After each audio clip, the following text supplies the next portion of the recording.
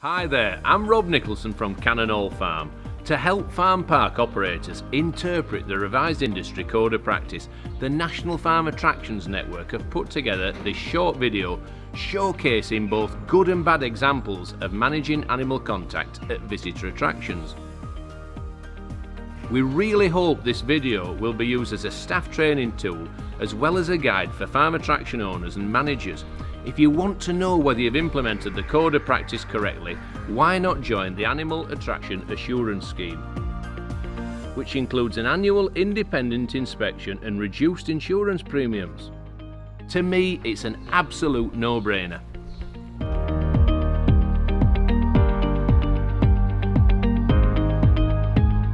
It's really important that visitors to your farm are informed of the potential risks associated with animal contact.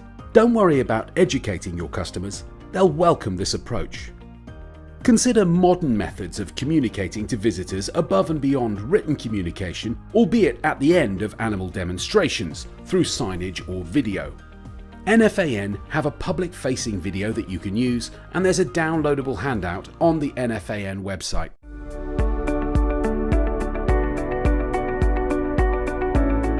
The aim of the industry code of practice is not to stop the public having contact with animals on farms. The aim is to explain how this can be managed in the safest way.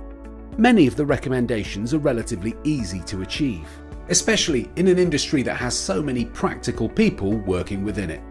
Segregate animal contact areas from non-contact areas and make it clear to your visitors. Remind visitors not to eat or drink in the contact areas. Do not allow the public to enter the animal pens. Mobile petting attractions now have their own section in the industry code of practice. You must assume that E. coli is present where there are farm animals. E. coli is shed by animals initially via their feces, so it's important that footwear does not get contaminated by animal feces. You must prevent runoff from the animal pens to keep feet clean. This is relatively easy to achieve.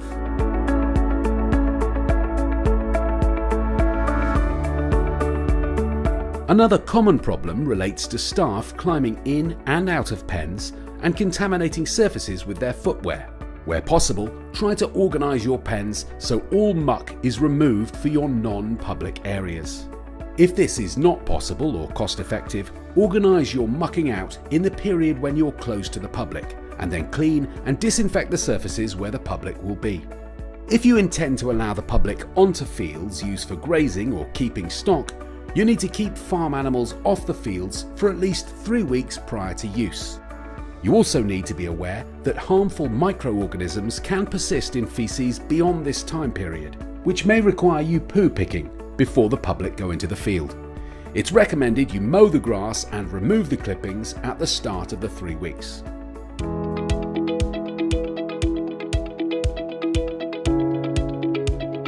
Hand washing facilities should be in various places around the farm. Hand gels are not a substitute for hand washing.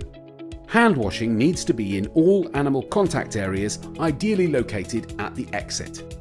Many farm attractions have a one-way system around the animals, finishing at the hand wash basin.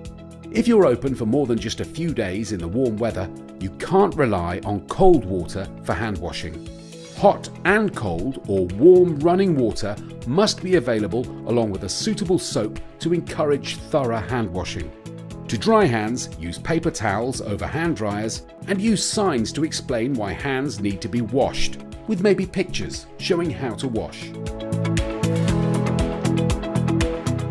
Having the adequate level of supervising staff in animal contact areas is important, and close monitoring of visitor numbers is required. A busy Easter weekend will require different staff levels to a quiet November day. Staff should be trained to encourage visitors to wash their hands after touching animals in case of contamination with feces. Hand washing basins should be in other areas of the farm, especially where children join or leave indoor or outdoor play areas. They should be visible to visitors, clearly signed and not tucked away. The latest version of the Code of Practice has new look and see areas. These areas are where animals are not intended to be interacted with, but where visitors may still come into contact with animal feces on fences or the animals directly if they approach the fence. You should complete a thorough risk assessment of these areas and identify any measures that should be taken to prevent contamination. Prevention could simply be adding an electric fence, or for a higher investment, double fencing, or adding washing facilities at the end of the walk. Catering kiosks, play areas, smoking areas, and eating and picnic areas must be situated in non-contact areas. Non-contact areas have no animals. Or if animals are present, there is double fencing. Play areas and equipment should be designed so they can be cleaned on a regular basis to remove any contamination. Putting in place a schedule for cleaning and a recording system will help ensure that play areas are regularly cleaned.